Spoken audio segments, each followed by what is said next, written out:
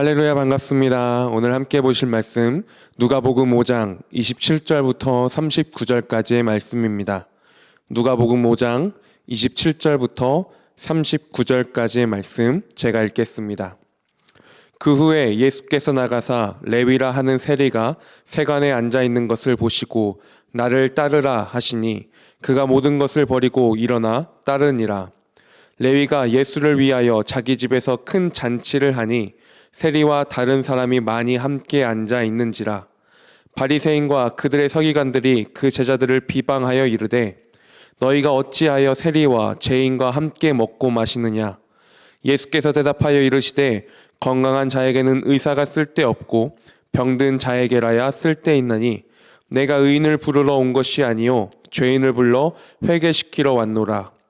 그들이 예수께 말하되 요한의 제자는 자주 금식하며 기도하고 바리새인의 제자들도 또한 그리하되 당신의 제자들은 먹고 마시나이다. 예수께서 그들에게 이르시되 혼인집 손님들이 신랑과 함께 있을 때에 너희가 그 손님으로 금식하게 할 수 있느냐. 그러나 그날에 이르러 그들이 신랑을 빼앗기리니 그날에는 금식할 것이니라. 또 비유하여 이르시되 새 옷에서 한 조각을 찢어 낡은 옷에 붙이는 자가 없나니 만일 그렇게 하면 새 옷을 찢을 뿐이요 또 새 옷에서 찢은 조각이 낡은 것에 어울리지 아니하리라. 새 포도주를 낡은 가죽 부대에 넣는 자가 없나니 만일 그렇게 하면 새 포도주가 부대를 터뜨려 포도주가 쏟아지고 부대도 못 쓰게 되리라. 새 포도주는 새 부대에 넣어야 할 것이니라. 묵은 포도주를 마시고 새 것을 원하는 자가 없나니 이는 묵은 것이 좋다 함이니라. 아멘. 오늘 본문을 보면은 이 27절부터 이 32절까지는 레위를 제자로 부르시는 그 예수님의 모습이 나오고 있고요. 또 33절부터 39절까지에서의 이 말씀 가운데서는 이 금식 논쟁 가운데 새 시대의 도래를 말씀하고 계시는 예수님의 모습이 나오고 있습니다. 이러한 오늘의 본문 가운데 저는 의인이 아니라 죄인을 부르러 오신 예수님의 모습을 보았습니다. 죄인을 부르러 오신 예수님의 모습. 예수님께서 이 땅에 오신 것, 그리고 예수님의 그 사역에서의 그 중점, 그것은 죄인을 회개시키시고 또 구원하시기 위함이었습니다. 그 복음을 전하시는 예수님께 율법의 잣대로 판단할 수 없는 것이지요. 27절을 보면 세관, 그 세금을 걷는 곳에서 레위라는 세리가 앉아 있습니다. 그리고 그곳에서 세금을 걷고 있었겠지요. 이 세리라는 직업, 로마를 위해 세금을 거두는 직업인 것입니다. 그렇기 때문에 인간적으로는 마음이 어려울 수 있는 자리였습니다.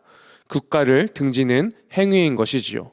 그런데 반면에 이 세리라는 직업은 많은 세상적 유익이 있는 자리입니다. 경제적으로 부족함이 없는 자리였다라는 것입니다. 더욱이 당시의 세리들은요, 동족의 그 재산을 착취하기까지 했다고 합니다. 그래서 사람들의 많은 미움을 받았지만 또 착취함이라는 그 악행을 저지르지만 동시에 경제적으로는 그 안에 탐욕을 태울 수 있는 그러한 자리였습니다. 그렇기 때문에 이 세리들을 바라볼 때 바리새파 사람들은 그들을 부정한 죄인으로 간주했습니다. 그런데 오늘 본문은 우리가 그냥 읽어 내려가서 그렇지 이러한 시대적 배경 가운데 우리가 이 본문을 보게 되면 굉장히 쇼킹한 장면인 것입니다. 그러한 세리에게 예수님께서 뭐라고 말씀하십니까? 27절에 보면 그 후에 예수께서 나가사 레위라 하는 세리가 세관에 앉아 있는 것을 보시고 나를 따르라 하시니. 아멘. 나를 따르라 라고 말씀하고 계시는 예수님의 모습입니다. 나를 따르라, 이것은 예수님께서 제자들을 부르실 때 사용하는 표현이죠. 그렇다면 왜 예수님께서는 이 세리를 부르셨을까요? 돈이 많아서인가요? 어떤 무엇을 더 얻기 위해서였을까요? 만약 예수님이 인기를 얻고 세상에서 높아지기 위해서는 세리를 부르실 필요가 없었습니다. 아니요, 오히려 이 세리를 부른다는 것 자체가 마이너스가 되었을 것입니다. 동족에게 비판을 받는 자리에 사람이었습니다. 그런데 그 자리에 있는 이 레위를 예수님께서 부르신 것입니다. 레위가 예수님을 찾아와서 스승으로 삼고 따른 것도 아닙니다. 예수님께서 먼저 이 레위를 보시고 또 그 가운데 먼저 레위를 부르십니다. 왜냐하면 그 이유가 죄인이었기 때문입니다. 그를 구원하시기 위해서 부르신 예수님이십니다. 그런데 세리만 죄인인가요? 그 자리에 있던 모두가 죄인인 것이지요. 세리도 부르시는 예수님을 우리가 본다면, 그리고 죄인된 나를 불러주신 예수님을 우리가 그 가운데 볼 수 있는 것입니다.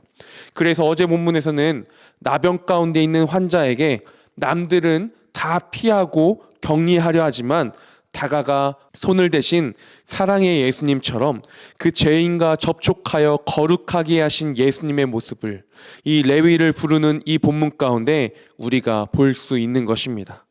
이것이 33절 이하에 있는 금식 문제와 해포도주와 새 부대 얘기를 통해서도 말씀하시는 것 아닙니까? 율법의 매임이 아니라, 또한 어떤 특정인들을 위한 제한된 복음이 아니라 믿는 모든 자들에게 구원을 주시는 새로운 시대인 것입니다.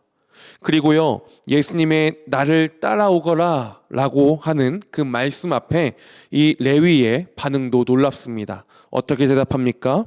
28절 말씀을 보면 그가 모든 것을 버리고 일어나 따르니라 라고 말씀합니다. 아시지요? 세상 것으로 잃을 것이 많은 사람들, 이 사람들은요, 이렇게 나를 따르라 말한다면, 모든 것을 버리라 누군가 말한다면 이것저것 핑계를 대기도 하고요, 그 가능한 그 시간을 늦추려고 합니다. 그런데 그 가운데 레위는 어떻게 말하고 있습니까?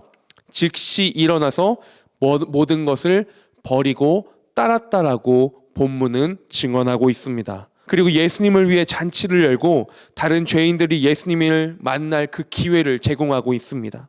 레위가 모든 것을 버리고 일어나 따르니라 라고 말씀하는 것은 세리로서의 모든 얻는 그 유익들, 내 탐욕의 시선과 그 발걸음들, 그것들을 다 버렸다라는 것을 말하고 있는 것입니다. 그리고 또한 세리로서 갖고 있는 그 마음의 부담을 내려놓는 선택인 것입니다. 주 예수로 말미암아 자유함을 그 가운데 얻게 되는 것이죠. 모든 것을 버리고 일어나 따르니라. 나에게 있는 것, 그것으로 말미암아 예수를 따르지 못하는 나의 그 작은 것들, 우리는 얼마나 많이 있습니까? 하지만 그로 말미암아 예수를 따르지 못하는 안타까운 인생이 아니라 주께서 나를 따라오거라 말씀하실 때에 주님, 내가 여기 있습니다 고백하며 모든 것을 버리고 일어나 따를 수 있는 믿음의 용사들, 그러한 우리 지구촌교회의 모든 성도님들 되셨으면 좋겠습니다. 자격과 조건을 갖춘 자를 골라서가 아니라 가장 자격 없어서 가장 큰 은혜가 필요하고 상태가 심각하여 가장 탁월한 의사가 필요한 사람을 불러서 감히 그들이 감당할 수 없는 치유와 해방과 회복을 주시는 그 주님의 은혜, 새 시대를 여시고 나에게 익숙한 신념이나 교리나 전통에 매이는 것이 아닌 죄인을 의인으로 부르시고 이 죽은 자에게 생명을 주시는 그 은혜, 그 은혜를 우리 모두가 누리기를 간절히 소망합니다. 죄인을 부르러 오신 예수님의 모습, 그리고 그 앞에 모든 것을 버리고 일어나 따르니라, 이 말씀의 기록으로 행하며 나아간 그 레위의 모습을 기억하면서 우리가 이 시간 함께 기도하며 나아가기를 소망합니다. 함께 기도하실 때에 먼저는 주님, 죄인된 나에게 먼저 오시고 부르심에 감사합니다 라는 고백으로 기도하기를 원합니다. 그리고 두 번째로는요, 그 주님의 부르심 앞에 주님, 내가 모든 것 버려두고 주님을 따릅니다. 주님만이 나의 전부입니다. 주님의 제자로서 내가 온전히 살아가는 나의 삶의 모습이 되기를 소망합니다. 결단하며 고백하기 원합니다. 그리고 마지막으로 새 시대를 여신 예수님이신데 우리의 주변에 내가 미워하지만, 내가 저 사람은 이라고 하면서 제안했지만, 그렇지만 예수님의 은혜가 필요한 자들이 있다면 누구인지 떠올리며 그분들을 주님께 맡기며 함께 기도하기를 원합니다. 이 세 가지의 기도의 제목으로 함께 이 시간 기도하시겠습니다.